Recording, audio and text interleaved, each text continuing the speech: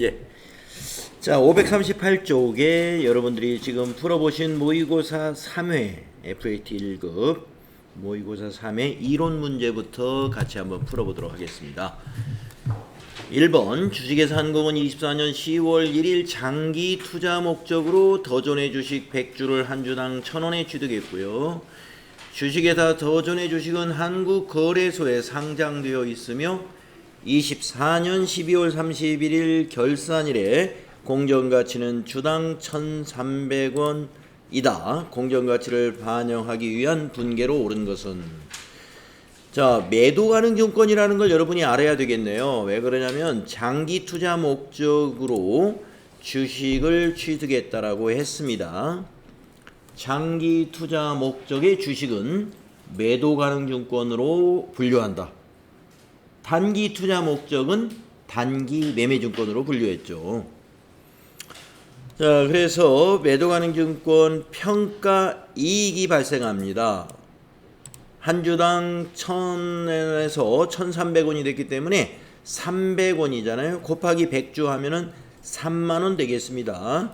그래서 매도 가능 증권 평가 이익 3만원, 그리고 차변에는 자산 증가, 매도 가능 증권 3만원.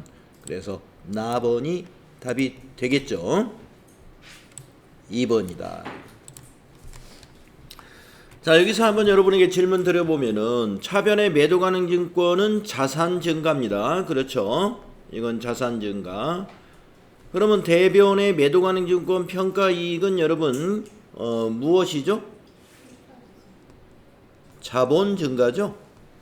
예, 수익 발생 아니에요. 예, 매도 가능 증권 평가 이익은 수익이 아니라고 여러분 꼭 기억해야 됩니다. 네, 헷갈리죠? 네, 평가 이익인데 왜 수익이 아니냐? 네, 우리가 자본에는요 기타 포괄 손익 누계액이라고 하는 기타 포괄 손익, 예, 손익 계정처럼 보이지만 이것은 자본으로 유보시켜서 나중에 처분할 때 한꺼번에 손익에 반영한다. 그런 개념인데요. 이 매도 가능 증권은 장기 투자 목적이기 때문에 24년 말에 결산일에 과연 이게 수익이 낮다고 봐야 되겠느냐 하는 얘기입니다. 수익이 낮다고 볼 수가 없는 거예요. 왜냐면은 자, 유가증권 주식이란 말이에요. 이게 돈이 되려면 처분해야 돈이 되는 거잖아요. 근데 이거 그냥 가지고 있을 거란 말이에요. 예, 장기 투자 목적이에요. 그래서 앞으로 뭐 1년 이내에 처분한다든가 이러지 않을 거란 말이죠. 그렇기 때문에 장기라는 것은 10년이 될지 20년이 될지 모르잖아요. 그때 주식 가격은 어떻게 변할지 모르죠. 그러니까 현 시점에서 수익으로 보지 않는다는 거예요. 만약에 손실이 났다. 손실로 안 본다는 겁니다. 뭐로 봐요? 자본으로 본다. 자본만 늘려주는 거예요. 자본만. 손익으로는 반영하지 않는다. 그래서 단기 매매 증권의 평가 손익은 바로 손익입니다. 단기의 손익으로 반영해요. 하지만 매도 가능 증권 평가 손익은 자본에 해당이 된다. 자본의 기타 포괄 손익 누계액이었다는 거 꼭 기억하셔야 되겠습니다. 뭐 아무튼 요 1번 문제에서는 여러분에게 이것이 손익으로 가느냐 이렇게 물어보지는 않았습니다만은, 그렇기 때문에 뭐 분계만 정확히 찾아내면 되겠지만, 보통 매도 가능 증권의 평가를 가지고 문제를 낼 때는 이것이 손익으로 가는지 손익으로 간다고 판단하는지 이거를 여러분에게 물어보는 그런 문제가 많아요. 그래서 짚어드린 거고요. 다음에 2번. 다음에서 설명하고 있는 회계정보의 질적 특성은 무엇이냐 이렇게 물었습니다. 회계정보는 그 정보가 나타내고자 하는 대상을 충실히 표현해야 하고, 충실, 예, 충실히 표현한다는 거, 신뢰성과 관련된 거고요. 객관적으로 검증 가능해야 되고 중립적이어야 한다. 예, 그래서 요거는 표검중 여러분 외우셨잖아요. 표검중, 충실하게 표현해라. 표검중, 검증 가능성, 그래서 신뢰성에 해당되는 것이다. 다음에 3번. 다음은 주식회사 한공에서 보관 중인 결산 시점의 자산 내역입니다. 재무상태표에 현금 및 현금성 자산으로 반영하는 금액으로 옳은 것은 이랬어요. 자, 이 다섯 가지인가요? 여기서 현금 및 현금성 자산만 여러분이 더해주면 되겠죠. 지폐, 주화, 현금이죠. 거래처가 발행한 당좌수표, 현금입니다. 양도성 예금증서라고 하는 금융상품인데 24년 1월 1일 날 취득을 했고요. 26년 2월 20일이 만기이면은 취득일로부터 2년 후가 만기가 되는 거예요. 현금이라고 볼 수 없죠. 여러분, 예금증서 같은 경우는 취득일로부터 3개월 이내면 현금으로 봅니다. 현금으로 보는 게 아니라 현금성 자산으로 보는 거예요. 현금과 매우 가까운 금융상품이라는 얘기죠. 그 판단은 어떻게 따지느냐? 취득일로부터 만기가 3개월 이내인 금융상품까지. 자, 다음에 네 번째, 거래처에서 수취한 약속어음이 있어요. 만기가 2개월이라 하더라도 약속어음은 말이죠, 금융상품으로 분류하지 않습니다. 약속어음은 매출 채권으로 별도로 분류하고 있죠. 그래서 약속어음은 만기와 관계없다. 만기와 관계없이 현금성 자산으로 분류하지 않고 매상 매출금과 이 약속어음, 받을어음을 묶어가지고 매출채권으로 분류하죠. 매출채권은 현금성 자산이 아니에요. 그 다음에 마지막으로 환매 조건이 있는 채권, 만기가 2개월이다 이랬습니다. 자, 환매 조건부 채권, 이게 이제 판매가 가능한 그런 채권인데요. 채권은 현금성 자산에 포함을 해요. 채권은, 주식은 현금성 자산으로 보지 않아요. 또 주식은 현금성 자산이 될 수가 없습니다. 자, 요거는 현금성 자산입니다. 그래서 80만 원. 답이 2번이 되겠습니다. 2번. 자, 그래서 이 현금성 자산 분류할 때 여러분이 취득일로부터 3개월 이내인 금융상품, 그리고 유가증권 중에서는 주식은 해당되지 않고 채권, 채권 만기가 3개월 이내인 거, 이렇게 구분하시면 되겠습니다. 어음은 안 됩니다. 매출채권으로 분류합니다. 어음은. 자, 다음은 4번 문제 보겠습니다. 다음은 도매업을 영유하고 있는 주식회사 한공의 4월 상품 관련 자료이다. 4월의 매출, 여기 3번 문제가 또 나올 수가 있기 때문에 한번 적어 보겠습니다. 우리가 현금성 자산을 어떻게, 현금성 자산하면 여러분 포함해야 될 거, 우리 우선 현금, 이게 지폐와 동전, 주화가 다 현금이고요. 그 다음에 수표, 수표에는 자기압 수표, 당좌 수표, 이게 이제 타인 발행 당좌 수표예요.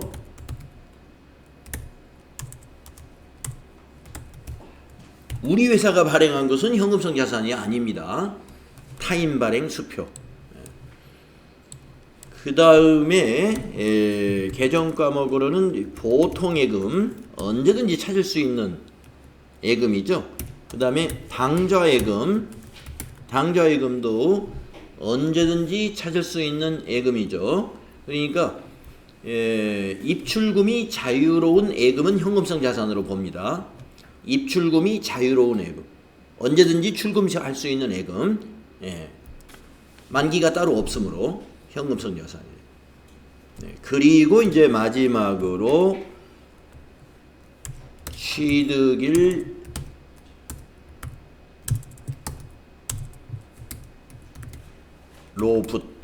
취득일로부터 만기가 3개월 이내인 금융상품이라고 말할 수 있어요.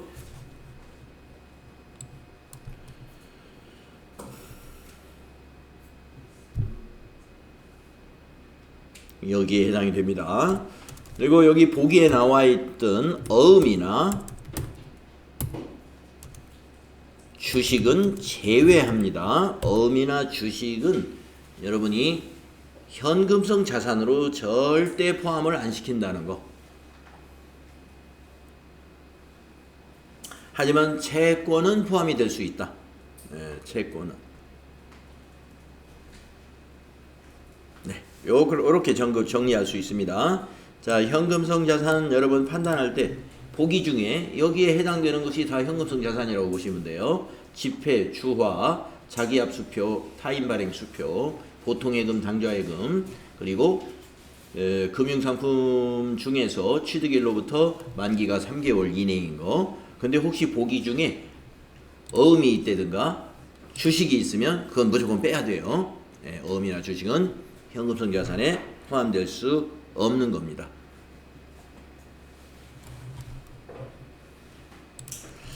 자, 다음은 4번으로 가보겠습니다. 다음은 도매업을 영위하고 있는 주식회사 한공의 4월 상품 관련 자료입니다.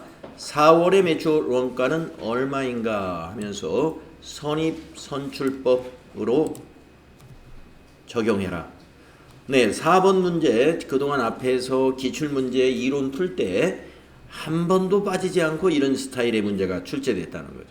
네, 아마도 이제 여러분이 보실 시험에서도 이론에서 나올 확률이 굉장히 높은 그런 문제죠. 선입선출, 후입선출은 잘 안 낼 겁니다. 선입선출이나 총평균법을 번갈아 가면서 문제를 내고 있는 것 같아요. 자, 그러면 물어본 것이 매출 원가를 물어봤으니까 매출한 것이 지금 언제냐면은 요겁니다. 2,500개. 이거의 원가를 선입선출법으로 계산해 주면 되는 거예요. 만약에 재고 금액을 물어봤어요. 선입선출로. 그러면 여러분이 재고를 계산해 가지고 그것을 재고의 금액을 선입선출법으로 계산해 주면 됩니다. 자, 근데 밑에 뭐가 하나 있네요. 요거는 이제 나중에 이제 판단해 보기로 하고 우선 요 위에 것만 가지고 매출원가 한번 따져 보겠습니다. 자, 월초 재고 1000개 있고 4월 5일 날 2000개를 매입했으면 재고가 3000개인데 그 중에서 2500개를 선입선출로 원가를 계산해 보면 여기 1000개는 100원짜리 10만 원이 원가고요. 그 다음에 1500개는 120원짜리. 자, 1500개 곱하기 120원을 여러분이 해봤겠죠? 그랬더니 18만원 나왔습니다. 자, 이게 2500개에 대한 원가예요. 자, 28만원인데 그 밑에 감모손실이 있습니다. 자, 여러분 감모손실에서 정상감모는 매출원가예요. 비정상감모는 영업의 비용입니다. 네. 자, 그래서 감모손실이 100개가 있는데요. 모두 정상감모입니다. 그랬어요. 그럼 매출원가라는 얘기예요. 그러면 이 100개는 지금 재고인, 선입선출에 의한 재고인 요 120원짜리로 봐야 됩니다. 선입선출이니까. 그래서 100개 곱하기 정상감모 100개 곱하기 이 재고 120원짜리 이것이 없어졌다 이렇게 봐야 되겠습니다. 재고 중에서 감모손실이 났으니까. 그래서 12,000원이죠. 이 12,000원이 매출원가에 더해져야 됩니다. 매출원가에. 자, 그래서 292,000원. 여러분 답은 3번이라고 하셨겠네요. 292,000원. 자, 매출원가 구하는 문제에서 이렇게 감모손실이 갑자기 나올 수가 있어요. 감모손실은 여러분 정상간모만 매출원가에 더해주면 돼요. 정상간모만. 비정상간모는 매출원가가 아닙니다. 영업의 비용으로. 영업의 비용에 해당돼요. 네, 정리되셨죠? 매출원가 구하라 그러면 매출한 수량의 원가를 계산하는 거다. 그 원가를 어떻게 계산해요? 선입선출. 여기서는 선입선출로 계산하라고 그랬으니까 선입선출. 먼저 입고된 것이 먼저 판매됐다는 가정으로 계산을 해라 이런 얘기예요. 비정상이면 무시해도 돼요? 그렇죠. 무시해야 됩니다. 비정상이면은 이 계산을 하지 않는 것이죠. 네, 그래서 여기서는 3번 되겠습니다. 다음에 5번 보시면은 다음은 주식회사 한공의 차입금에 대한 자료이다. 옳지 않은 것은 이랬습니다. 현재 가치 평가는 고려하지 않는다. 차입금에 대한 자료인데 뭐 차입금이 1,000만 원이 있고요. 차입은 3월 1일 날 했습니다. 만기는 내년도 8월 말일입니다. 이자 지급은 연 12%로 지급하기로 했고요. 만기 시점에 후급하기로 했고 월할 계산으로 결산에 반영한다는 얘기입니다. 자, 1번 24년 손익계산서상의 이자 비용은 100만 원이다. 계산을 해보면 알겠죠? 자, 3월 1일 날 차입했으면은요. 이자가 3월부터 12월까지 발생하죠. 그럼 모두 10개월이죠. 단기의 이자. 10개월치 이자를 계산하면 됩니다. 자, 1,000만 원 원금 곱하기 연 12% 하면은 120만 원이에요. 1년 이자가. 자, 계산하기 편하죠. 120만 원이면 월 10만 원씩이잖아요. 10개월이면 100만 원입니다. 따라서 맞았습니다. 24년도 손익계산서의 이자 비용 우리가 100만 원 인식해 줘야 돼요. 그래서 결산 때 분계를 어떻게 하죠? 차변의 이자 비용 100만 원, 대변의 미지급 비용 100만 원 이렇게 비용 예상 분계를 해주죠. 다음 2번 차입금은 24년 말 재무상태표에 비유동 부채로 표시가 된다. 예, 자 24년 말 기준으로 보면은요 비유동 부채가 아니라 유동 부채로 표시가 돼야 되겠네요. 유동 부채, 유동성 장기 부채라는 개정 과목으로 대체시키는 결산 수령 분계를 하죠. 왜 그럴까요? 만기가 8개월밖에 안 남았죠. 결산일 기준으로 24년 말로 보면은 24년 12월 31일 기준으로 보는 거예요. 그러면은 갚아야 될 만기가 8개월 앞으로 다가왔습니다. 1년 이내인 것은 유동부채로 분류해야 되죠. 그래서 우리가 결산 때 무슨 분계를 해요? 차변에 장기차입금 1,000만 원, 대변에 유동성 장기부채 1,000만 원 이렇게 유동성 대체 분계를 우리가 하거든요. 따라서 그 분계에 의해서 비유동 부채가 아닌 유동 부채로 바뀌게 됩니다. 그래서 옳지 않은 것을 찾아라 2번이 되겠습니다. 그러면 3, 4번 맞았나요? 25년 손익계산서상의 이자 비용은 80만 원이다. 자, 25년도는요. 두 달치가 아니군요. 25년도에는 8개월치 이자가 들어가잖아요. 반영이 되잖아요. 그러면 한 달에 아까 10만 원이었죠. 그러니까 80만 원 맞았습니다. 다음에 4번 25년 말 재무상태표에 표시되는 차입금은 없다. 그렇습니다. 25년 말이면은 이 차입금이 8월 달에 우리가 상환을 하기 때문에 25년 말인 12월 31일에는 이거 외에는 차입금이 없었다면 차입금이 없는 거죠. 갚았으니까. 맞았다. 그래서 2번이 답이었습니다. 네. 다음 페이지 6번으로 가보겠습니다.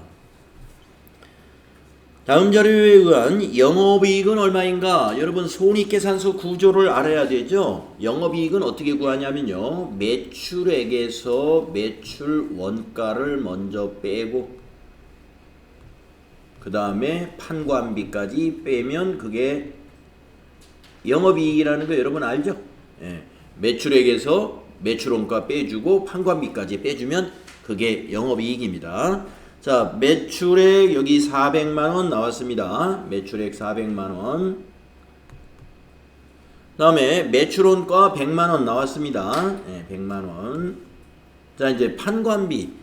예, 밑에 요 6가지 중에서 판관비만 찍어 보겠습니다. 감가상각비 판관비입니다. 그죠? 종업원 급여 판관비죠. 이자 수익은 영업의 수익이고요. 배당금 수익 영업의 수익이고요. 기부금 영업의 비용이고요. 재손실 영업의 비용에 해당이 되죠. 그렇게 판단하셨죠?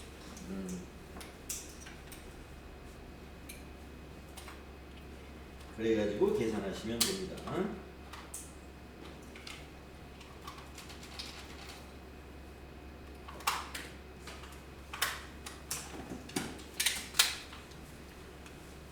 네. 그래서 판관비의 합계는 얼마냐? 92만원 더하기 58만원. 네. 그러면 150만원이에요. 그래가지고 이제 여러분이 얼마가 답이 나오느냐? 400 빼기 250은 150만원이다.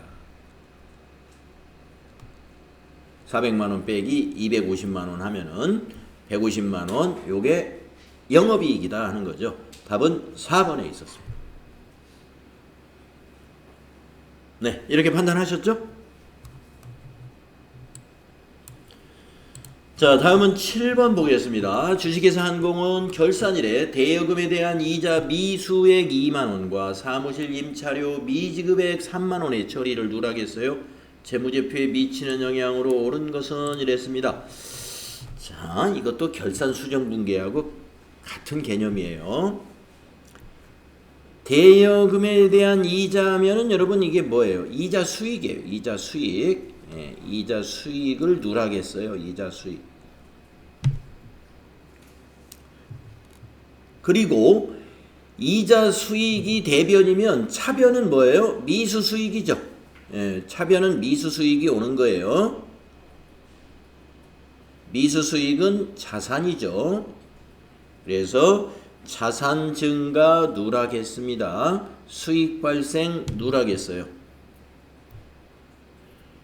자, 그 다음에 두 번째 임차료 미지급액 3만원을 누락했습니다. 자, 임차료 분계는요, 차변이 임차료죠. 비용 발생을 누락했어요. 대변에는 뭐예요? 미지급 비용을 누락한 거예요. 대변의 미지급 비용.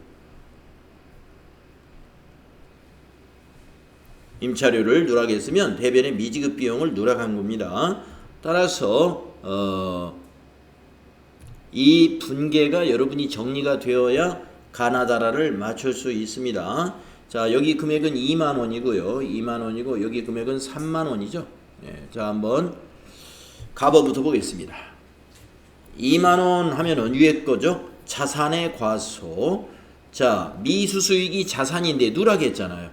가번 맞아요. 예, 자산 과소 요거를 말하는 거예요. 예, 미수수익을 누락했으니까. 다음 나번 3만원의 부채 과대. 자, 미지급 비용 요게 부채입니다. 이게 부채인데 부채를 지금 누락했잖아요. 부채 증가를. 그러면 과대가 아니고 과소가 되는 거죠. 나번 틀렸어요. 그 다음에 다번 2만원이면 위에 거죠. 이자 수익. 2만원의 수익의 과소 맞았어요. 여기 수익 발생을 누락했잖아요. 그래서 수익의 과소. 다음에 라번 3만원이면 밑에 거죠. 비용의 과대. 자, 비용 발생을 누락했잖아요. 여기 임차료 비용 발생인데 이걸 누락했죠. 비용 발생을 누락했으니까 과대가 아니고 과소가 되는 거죠. 따라서 답은 가나 1번이 답이었습니다. 1번.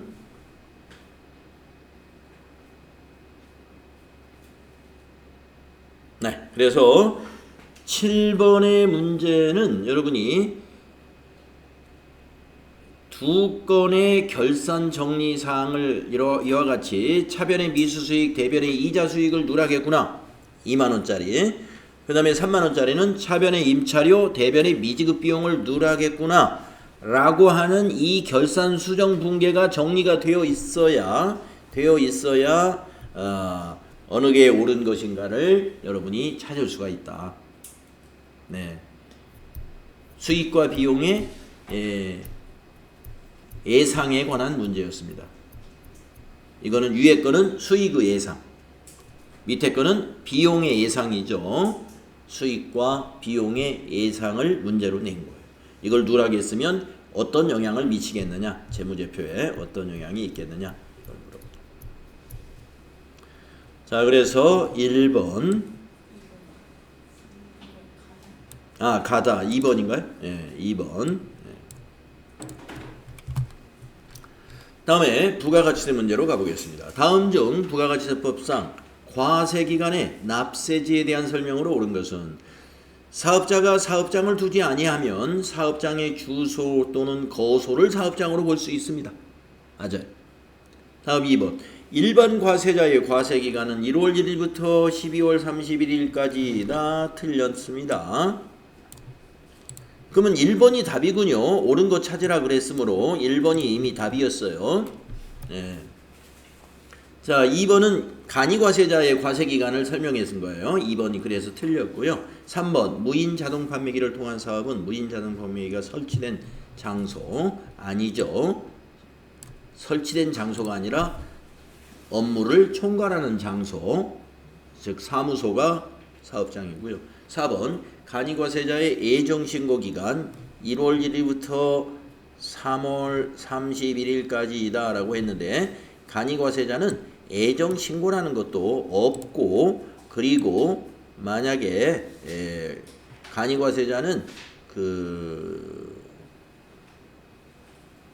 하여튼 뭐 뒤에도 틀렸어요. 1월 1일부터 3월 31일 이 예정신고하는 것은 일반 과세자 중에 법인 사업자가 해당이 되는 거예요.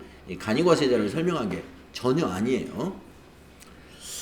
자, 그래서 1번이 옳은 것이다. 다음 9번. 다음 중 부가가치세 면세 대상이 아닌 것. 수집용 우표. 이거 과세입니다. 예. 답이 1번이네요. 이것도. 자, 시내버스 면세고요. 토지 면세, 소금 면세죠. 예. 그래서 수집용 우표. 이것이 과세가 되겠습니다. 일반 우표는 면세입니다. 다음 10번. 다음은 제조업을 영위하는 일반 과세자 주식회사 한공의 24년 제1기 부가가치세 예정신고 관련 자료입니다. 예정신고 시 납부할 세액을 계산하라 이랬습니다. 납부할 세액이라는 것은 매출세액 빼기 매입세액이죠. 자, 매출이 6천만 원 있습니다. 그럼 여기에 10% 600만 원이 매출세액이 되겠군요. 하치장 반출은 직매장 반출하고 혼동해서는 안 되죠. 하치장 반출은 공급이 아니므로 매출액으로 보지 않아요. 하지만 만약에 직매장 반출액 1000만 원 하면은 부가가치세 100만 원 이것도 계산해야 됩니다. 다음에 답은 매입세액이 500만 원인데요. 접대비 관련 매입세액 200만 원이 포함되어 있으면 공제 가능한 매입세액은 300만 원이죠. 그래서 600만 원 마이너스 300만 원이 답이 되죠. 따라서 답은 3번 300만 원 되겠습니다. 네, 자, 모의고사 3회의 이론 문제 우리가 10개 풀어봤는데요. 여러분이 좀 앞에서 그동안 모의고사나 기출문제에서 나왔던 유형하고 비슷하지만 뭔가를 여러분에게 체크포인트 하나씩 더 넣은 문제가 몇 개 보였습니다. 아까 4번이라든가 네, 이런 문제 그런 문제가 거기에 해당이 됐을 거예요. 자, 혹시 제가 풀이를 좀 하긴 했는데요. 너무 빨리 해가지고 질문을 놓치신 거 있으면 질문 받겠습니다. 네. 공급가액 말고 만약 공급 여기 납부할 세액에서요. 네. 자, 공급 대가가 나오면은요, 공급 대가는 부가세가 포함된 거잖아요. 예. 공급 대가, 만약에 요게 부가세가 포함되어 있으면 6,600만 원이라고 나왔을 거란 말이에요. 예, 6,600만 원. 여기를 공급 대가를 1.1로 나누면 공급 가액이 나옵니다. 그래서 여러분이 6,600만 원 나누기 1.1 하면은 6천만 원 나오잖아요. 네. 그래서 공급 대가 나누기 1.1이 공급 가액이다. 거기에 10% 계산하시면 돼요. 네.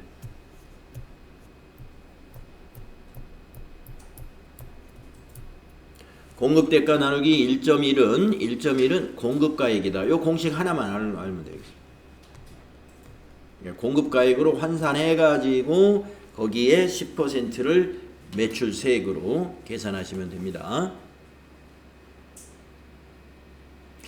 그렇게 출제한 적은 문제 좀 보기 힘들어요. 네. 되게 공급 가액으로 문제를 내고 공급 대가로 여러분 이제 골탕 먹이려면 이제 공급 대가로 문제를 낼 수가 있죠. 예. 공급 대가로 나오면 그 공급 대가를 공급 가액으로 일단 환산하세요. 나누기 1.1. 네, 나누기 1.1 해주고. 그리고 거기에 10% 다시 계산해서 부가세를 계산하시면 됩니다. 네, 또 여러분이 궁금하신 거. 네, 없으시면은 이제 실무 수행 어땠는지 한번 보도록 하겠습니다. 자, 모의고사에 우리 교재에 실려 있는 마지막 모의고사라서 이제 좀 특이한 문제는 있었는가 한번 살펴보도록 하겠습니다. 진송 가구는 일반 가구를 도소매하는 법인이다. 이렇게 소개를 했습니다. 주식회사 준기목재와 24년 2월 1일 신규 거래 계약을 체결하고 사업자 등록증 4번을 받았습니다. 준기목재 거래처 등록 수행하라 1007번으로 그리고 거래 시작일과 메일 주소도 등록해라. 고치라는 문제가 아니라 아예 통째로 새로 등록하라는 문제도 나올 수 있겠습니다. 그죠? 그래서 거래처 등록 하나 해주면 돼요.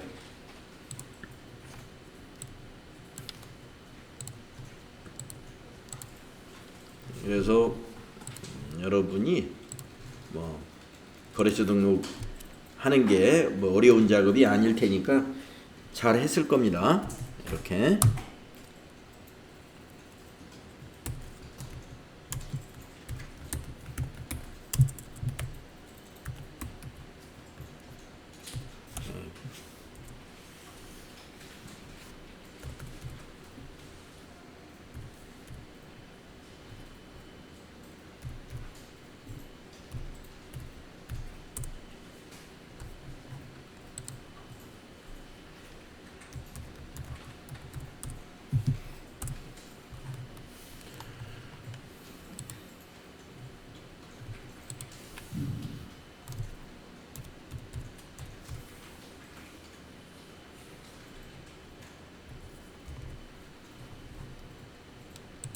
이거 입력하는데 어려움은 없으셨겠죠?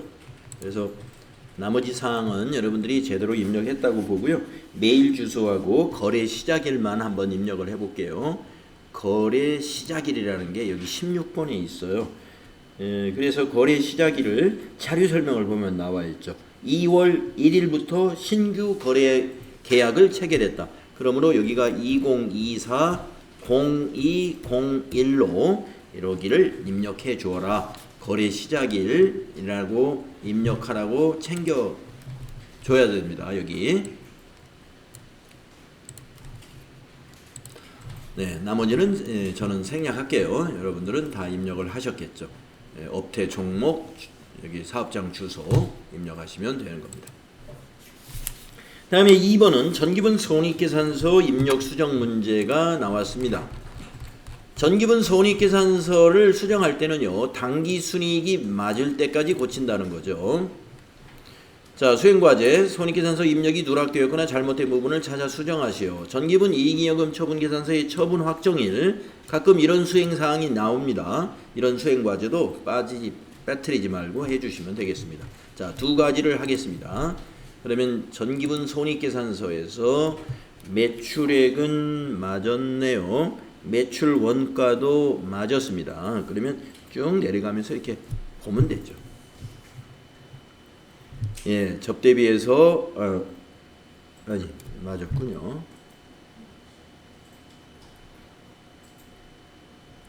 네, 통신비가 하나 틀렸네요. 560만 원으로 고치고 또 뭐가 틀렸다고요?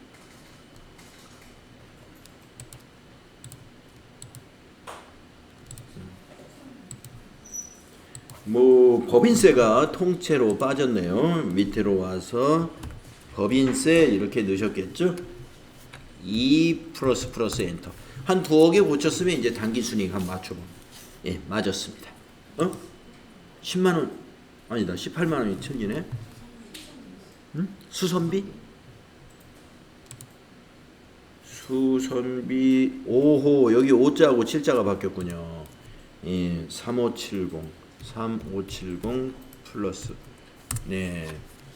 예, 이제 맞췄습니다. 수선비 제가 발견을 못하고 지나왔어요. 자, 그 다음에 이제 전기분 이익잉여금 처분계산서 들어가서 날짜 입력하겠습니다. 전기분 이익잉여금 처분계산서에 처분 확정일자를 고치라 그랬어요. 여기요. 2024-0228로 고쳐라. 그대로 입력되어 있는데요. 그냥 놔두면 되겠습니다. 자, 이제 거래자료 입력 문제로 넘어가 보겠습니다. 해진마트에서 직원 야유에 필요한 간식과 음료를 구입하고 현금 지급했습니다. 출금전표 작성하면 되고요. 회사는 이 거래가 지출증명서 미수치 가산세 대상인지를 검토하려고 한다. 거래자료 입력하시오. 영수증 수취명세서까지 작성하시오 하는 거죠. 자, 그래서 7월 19일 일반 전표에 출금 전표로 작성하셨죠?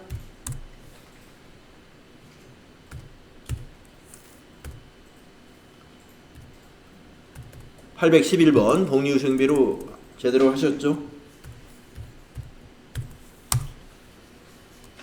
이렇게 작성하시고 영수증 수취명세에서도 세 번째 줄에다가 2024 0719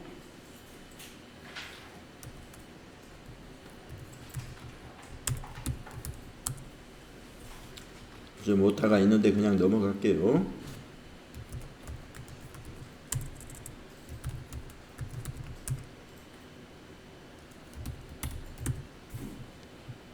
인천이네요.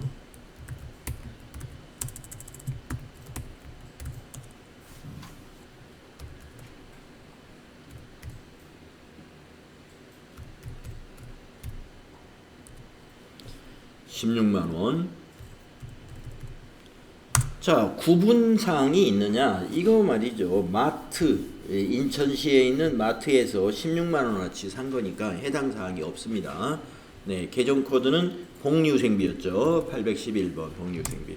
예, 그리고 저교에다가는 간식 음료 이렇게 입력을 했습니다. 그리고 영수증 수취명세서 1번 탭에 가가지고 명세서 이 블록이 한번 눌러주었죠. 예, 그리고 닫으면서 저장하시겠습니까? 예, 이렇게 마무리를 해 주셨으면 잘한 거예요. 그 다음에 두 번째 통장 4번 거래입니다. 자료 1은 수연 아울렛에 상품을 판매하기로 하고 발급한 견적서이고요. 자료 2는 공급가액의 10%를 하나은행 보통예금 계좌로 받은 내역입니다. 자, 차변의 보통예금, 대변의 선수금이라고 하셔야 되죠. 그래서 7월 21일 입금된 날짜로 입력하면 됩니다. 차변의 103 하나은행 보통 350 플러스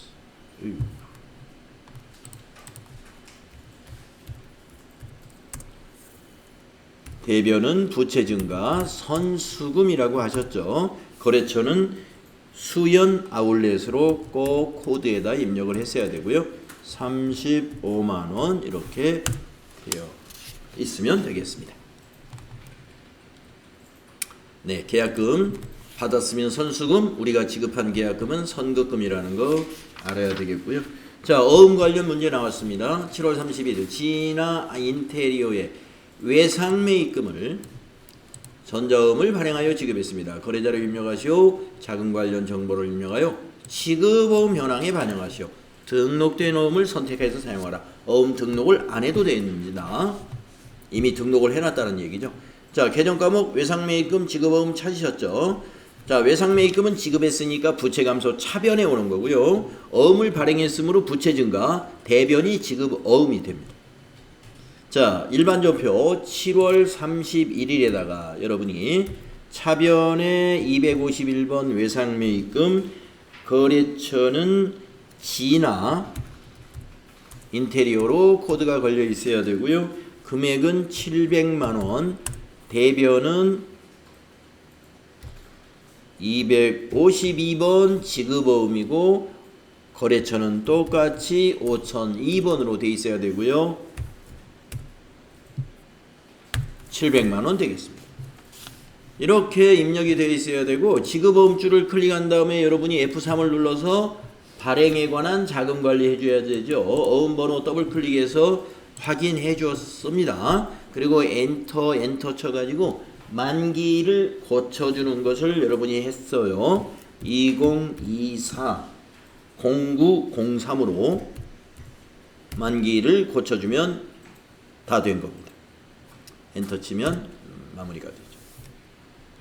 만기를 고쳤어야 돼요.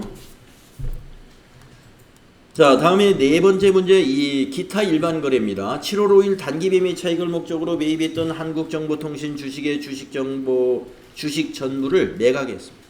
수수료 27만 원을 제외한 잔액이 보통예금 통장으로 입금됐습니다. 보통예금 차변되겠습니다. 대변은 단기 매매증권 되겠습니다. 거래자료 입력하시오. 자, 차변의 보통예금 여기 맡기신 금액을 그대로 입력해 주는 거 아시죠? 자, 날짜는 8월 11일이죠. 8월 11일 차변의 103 보통예금, 은행은 국민은행 보통입니다. 금액은 맡기신 금액에 있는 3030 플러스 되겠습니다. 자, 대변에 107번 단기 매매증권인데요. 얼마로 기록을 해야 되느냐? 자료 설명을 보시게 되면은 7월 5일 날 얼마에 매입했는지를 안 알려줬어요. 네, 그러면은 미리 좀 조회를 해보고 가야 될 텐데, 네, 조회를 해로 가려면은 이걸 좀 마무리를 해야 되는데, 아주 자, 이거 일단 여러분은 이렇게 하면 안 되는데, 그냥 단기 매매 조건을 똑같이 맞춰놓고 나중에 와서 고치는 걸로 할게요. 대변의 단기 매매 증권도 그냥 303만 원을 일단 맞춰놨습니다. 자, 얼마에 산 건지 7월 5일 거를 미리 조회를 했어야 돼요. 지금 조회하러 가면 됩니다. 7월 5일 조회를 했더니 차변의 단기 매매 증권 250만 원이 취득 금액이에요. 그래서 다시 이제 고치러 갑니다. 8월 11일 이걸 미리 봤어야 되는데 제가 성급하게 8월 11일 전표를 미리 입력해가지고 여기 와서 250만 원을 이제 고쳐요. 대변의 단기 매매 증권을 250으로 고치면은 자, 53만 원만큼 이익이 발생했죠. 대변의 단기 매매 증권 처분 이익을 인식하면 됩니다. 단기 매매 증권 매각한 것은 처분 이익입니다. 906번이에요. 지금 여기 밑에 차액 보이는 53만 원만큼 인식하는 거예요. 53만 원. 그렇습니다. 그러면 이제 여러분이 수수료가 어디로 들어갔을까요? 이 수수료 27만 원은 단기 매매증권 처분 이익에서 차감시켰어요. 처분 이익에서 차감 처리한 겁니다. 자연스럽게. 수수료는 처분 시 수수료는 처분 이익에서는 차감합니다. 손실이 났으면은요. 손실에 가산됩니다. 손실에 더해진다 이 말이죠. 그래서 분계를 이와 같이 해주게 되면 자연스럽게 처분 이익에서 차감이 일어납니다. 별도의 수수료 비용 처리하면 안 된다는 거 꼭 기억하십시오. 자, 수수료 비용을 별도로 하는 경우가 있죠. 취득 시 단기 매매조건 취득할 때 수수료는 수수료 비용 900번대 영업의 비용인 900번대 수수료 비용으로 처리하는 거예요. 취득할 때는. 그런데 지금처럼 처분할 때 수수료는요. 처분 이익에서는 차감하고 처분 손실에서는 가산한다. 요걸 알아야 되겠습니다. 네. 5번까지 하고 우리 쉬었다가 다음 문제 풀이 또 이어서 할게요. 자, 5번은 뭡니까? 기타 일반 거래 두 개가 있네요. 부가세가 없네요. 자, 자료 설명. 자료 1은 회사법인 소유의 승용차를 이용하여 대전 출장을 다녀온 영업부 박연화 과장이 제출한 법인카드 매출 전표입니다. 여비교통비로 하래요. 그 다음에 자료 2는 영업부 박연화 과장이 출장 중에 거래처 직원과 식사한 거랍니다. 그리고 법인카드로 결제를 했어요. 거래 자료를 각 건별로 입력하시오. 건별로 입력할 수밖에 없죠. 아니구나. 한 건으로 하라고 할 수도 있어요. 한 건으로 할 때는요. 대변의 미지급금을 하나로 하고 차변을 여비교통비와 접대비로 나눠서 하면은 그게 한 건으로 하는 겁니다. 그런데 이 문제는 한 건으로 하면 안 됩니다 라는 거예요. 건별로 입력해 주세요 했으므로 미지급금을 두 번으로 처리를 해라 이런 얘기입니다. 자, 그래서 첫 번째 전표 8월 13일 일반 전표에 입력합니다.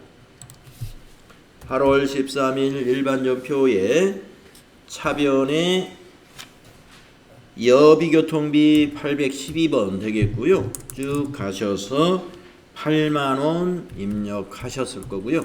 대변은 253번 미지급금, 거래처는 삼성카드 카드사로 해야 되고요. 금액은 8만원 하시면 되고, 그 다음에 그 거래처 직원과 식사한 거 또 입력해야죠. 차변에 813번 접대비 방향키로 쭉 가셔서 85,000원 확인하셨죠. 85,000원 입력했을 거고요.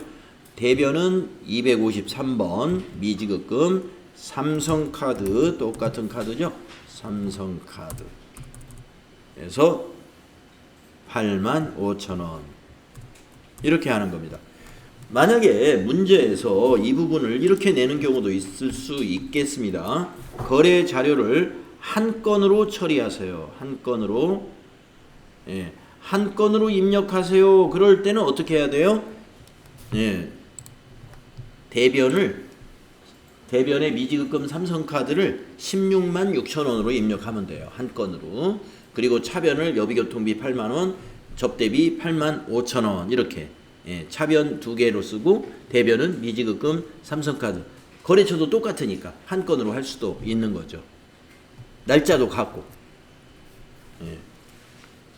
똑같은 8월 13일 거래 날짜도 그러기 때문에 날짜 같고 같은 카드고 하기 때문에 보통은 이런 거는 한 건의 전표로 보통 입력을 할 겁니다. 그러나 이 문제에서는 각 건별로 입력하시오 하는 거니까 전표를 나누어서 1번, 2번으로 이렇게 나누어서 처리해라 그런 의미입니다. 네, 혹시 질문 놓치신 거 있을까요? 네, 그러면 다음 시간에 또 설명드려 볼게요. 쉬었다가 설명하겠습니다.